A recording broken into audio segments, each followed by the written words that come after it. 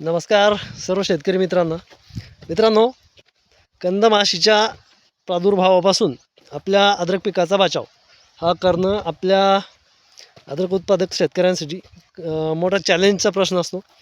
आता त्याचसाठी आपण जो कंदावरती म्हणजे आता तुम्हाला दाखवतो, ह्या कांड्यावरती आपल्याला स्प्रे घ्यायचा आहे। या संपूर्ण कांड्यावरती स्प्रे हा आपला आता या ठिकाणी चालू आहे। तुम्हाला मी तो दाखवणार आहे आणि त्यामध्ये आपण काय काय वापरतोय ते सुद्धा तुम्हाला या व्हिडिओमध्ये आपण सांगण्याचा प्रयत्न करणार आहे।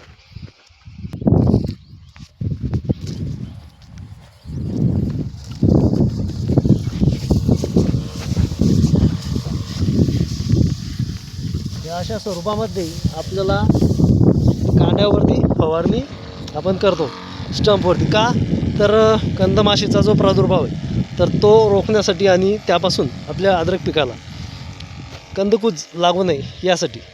तर आता हा जो स्प्रे चालू आहे यासाठी आपण स्प्रेमध्ये काय काय वापरलं आहे तर ते तुम्हाला आता या ठिकाणी मी तुम्हाला दाखवणार आहे।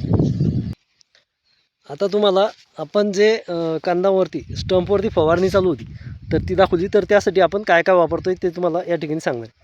सगळ्यात अगोदर आपल्याला एक बुरशीनाशक घ्यायचं आहे, एक कीटकनाशक घ्यायचं आहे आणि एक कंदकुजच्या माशीसाठी म्हणजे जो की कंदमाशीसाठी एक रामबाण उपाय जो आपल्याला या ठिकाणी घ्यायचा आहे, तर ते मी तुम्हाला या ठिकाणी सांगणार आहे की आपल्याला काय काय घ्यायचं आहे। आपण एक बुरशीनाशक घेणार आहोत। बुरशीनाशकामध्ये मेटॅलॅक्झिल 35% हा घटक, म्हणजे बुरशीनाशक बाकीचे बुरशीनाशक न घेता मेटॅलॅक्झिलच का, तर मेटॅलॅक्झिलमुळे आपल्या अद्रक पिकामध्ये जर काही कंदकूज असेल किंवा एखाद ठिकाणी बुरशी वगैरेचा अटॅक जास्त असेल तर तो कंट्रोल करण्यासाठी त्याचा आपल्याला चांगल्या प्रकारे फायदा होतो।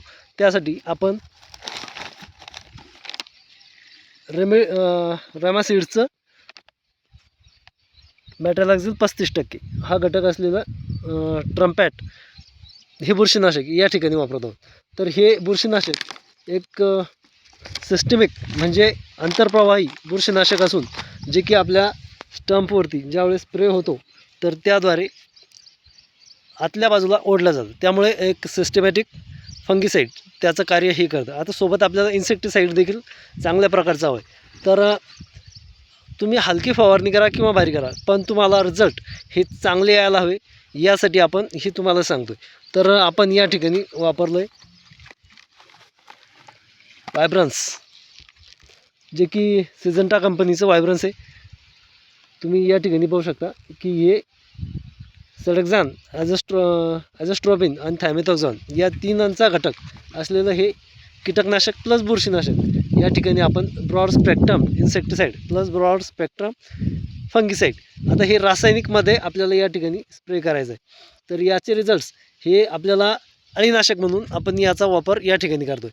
अळीनाशक कीटकनाशक यामुळे चांगल्या प्रकारचे रिझल्ट्स हे आपल्याला वायब्रन्सचे आपल्याला या ठिकाणी येतात। आता सोबत जे कंदमाशीसाठी खास आपल्याला औषधी आहे, तर कंदमाशीसाठी आपण कुठलं औषधी या ठिकाणी फवारतो, तर कंदमाशीसाठी आपण एक क्विनॉल्फॉस शिवाय कुठलाही दर्जेदार उत्पादन यासाठी नाही।